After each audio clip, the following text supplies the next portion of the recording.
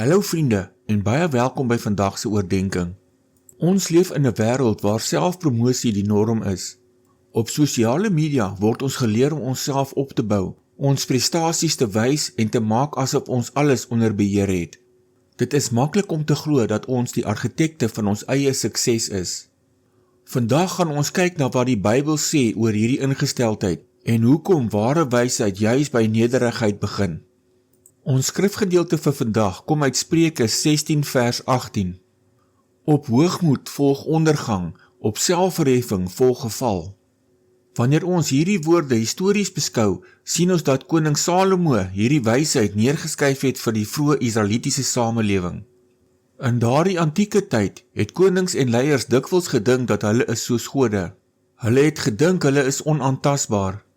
Salomo waarsku egter dat God die enigste ware ewige koning is. Die Hebreëse agtergrond vir die woord hoogmoed dui op 'n opgeblaasde gees. Dit beteken om jouself hoër te ag as wat jy werklik is en veral om te dink jy het God nie nodig nie.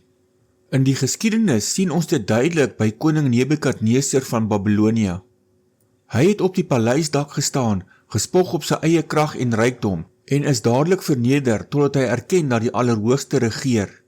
Hoogmoed is gevaarlik omdat dit ons blind maak vir ons eie kragteloosheid. Dit sny ons af van God se genade en goeie raad van mense rondom ons. Wanneer ons op onsself vertrou, loop ons op dun ys. Ons weet nie eers of ons môre nog gaan lewe nie. Hier is 'n skriftuurlike feit om onsself aan te herinner. God weerstaan die hoogmoediges, maar aan die nederiges gee hy genade. Die skrif wys reg deur die geskiedenis dat God hoogmoedige rykdom en mag afbreek, maar mense met 'n nederige hart optel. Dink aan die magtige Goliat teenoor die herderseun Dawid. In Jakobus 4 vers 10 staan daar geskrywe: Verneder julle voor die Here en hy sal julle verhoog.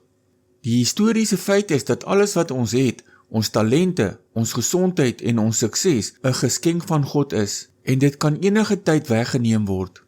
Nederigheid beteken dat jy minder aan jouself dink en meer aan God se grootheid dink. Kom ons bid saam. Hemelse Vader, Here wat alles gemaak het, ons buig vandag in nederigheid voor U. Vergewe ons vir die kere wat ons hoogmoedig was. Vergewe ons waar ons op ander neergekyk het. Wees asseblief genadig oor ons.